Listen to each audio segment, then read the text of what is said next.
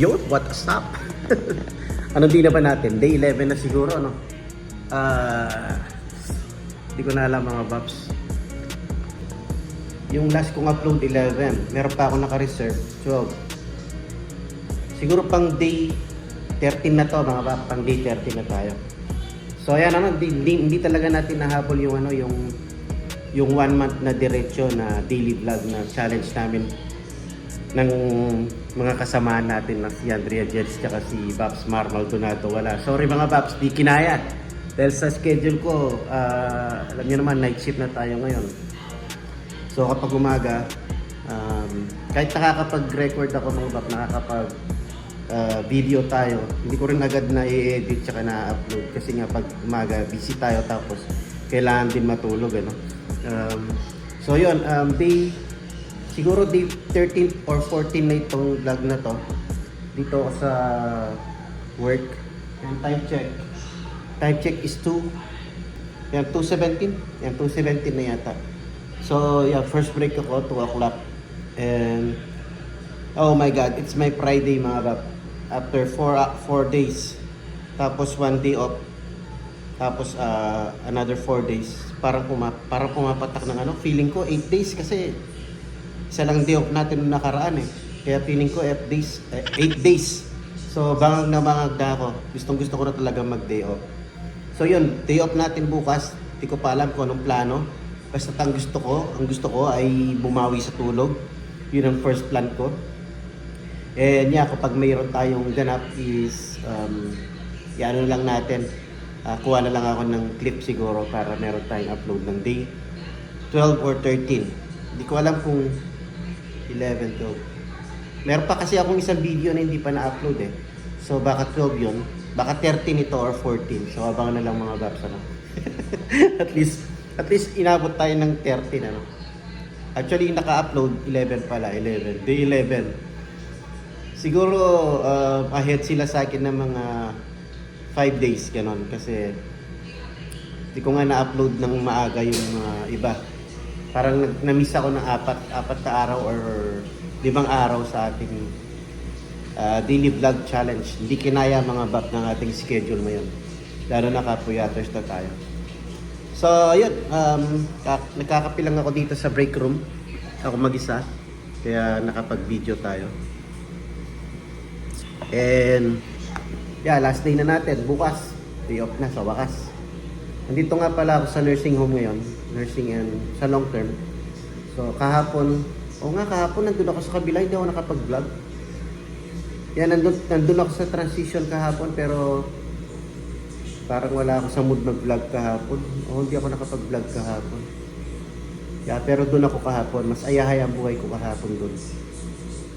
Ngayon dito, not bad. Sana knock on the wood, tuloy-tuloy hanggang sa lumabas tayo. Pero last round na lang ako mamayang mga pagpasok ko, 2:30.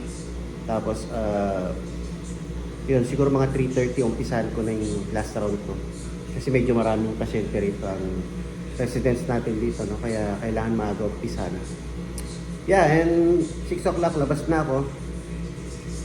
Tapos, yeah, bakasyon ng mga bata pa lang ngayon sa school. Start na ng bakasyon sa school, so tignan natin kung anong ganap, ano? And December 20 na, mga Babs, 5 days na lang pala, Pasko na. Ano ba yan? Ang bilis, ano? Tama, December 20 na ngayon, mga Babs. So 5 days, Christmas na. Ang bilis, grabe. Parang hindi man ramdam dito sa totoo lang. Kasi dito, mga Babs, kagaya niyan, pero pa rin ako trabaho ng 24 ng Christmas Eve. So parang hindi random dito. Tingnan nyo naman ang aming cafeteria. Wala man lang ka-design ng Christmas tree or sa atin may mga sabit-sabit na yan, ano. Yan, ganun lang dito. Ang ano nila dito, Thanksgiving, Halloween yan, nagde-design sila dyan. Christmas hindi. May Christmas tree yata ron sa may lobby. Yun lang mga Babs. Well anyways, ganun talaga. Iba pa rin talaga ang Pasko sa Pilipinas, ano.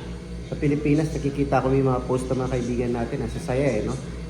Ilaw-ilaw na ng Pilipinas na mga daan. Tignan ko kung makakapasyal kami bukas sa mga Christmas tree lane. Parang yung mga display, mga Christmas lights display. Kagaya ng pinuntahan na natin nung mga previous years, ano.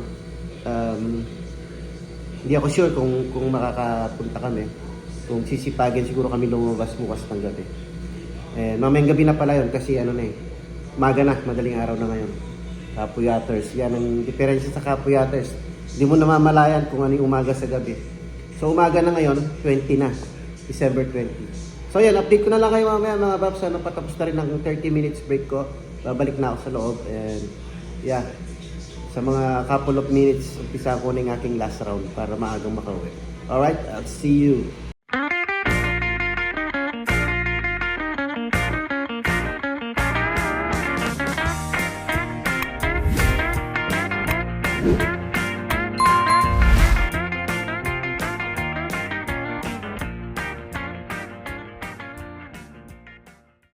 Ay, let's go mga pap, uwian na.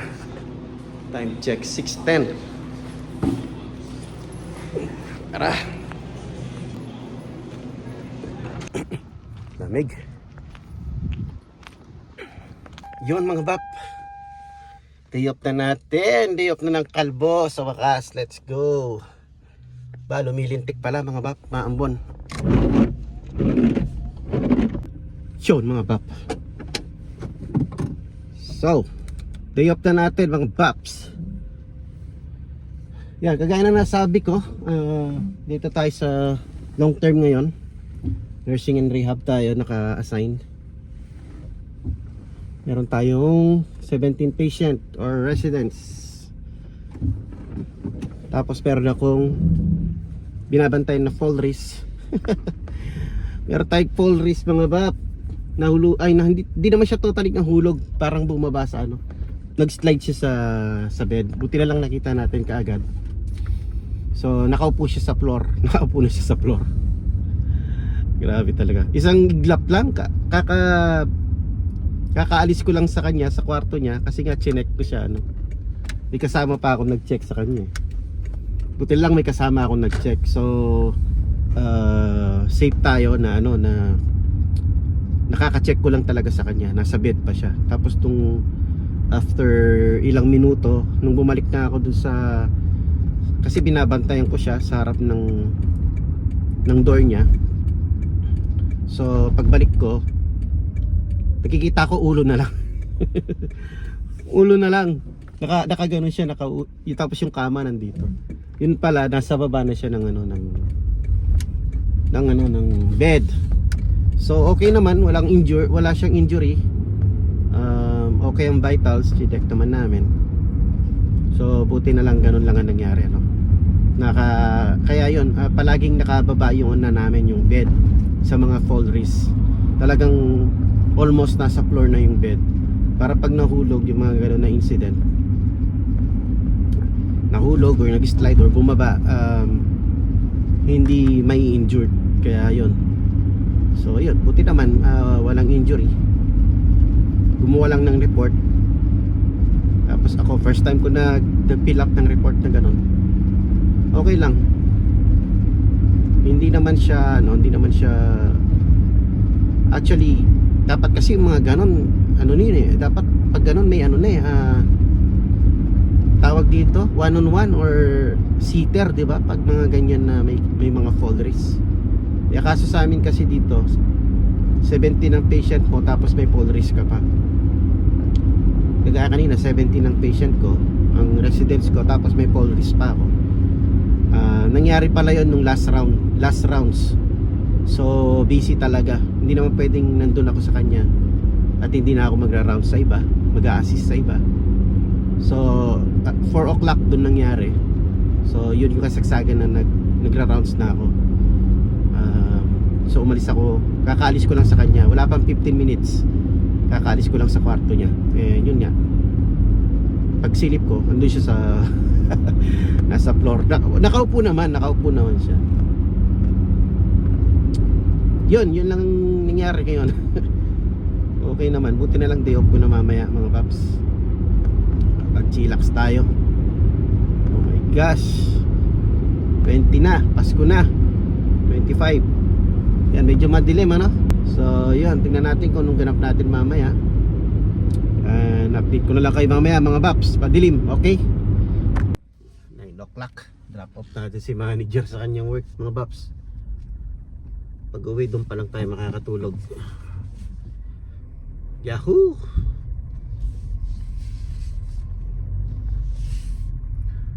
Walang araw, oh. Makuliblib ang Baps, oh. Pero may araw konti, no, sumisilip. Pasko na, mga Baps, pero hindi pa mukhang Pasko.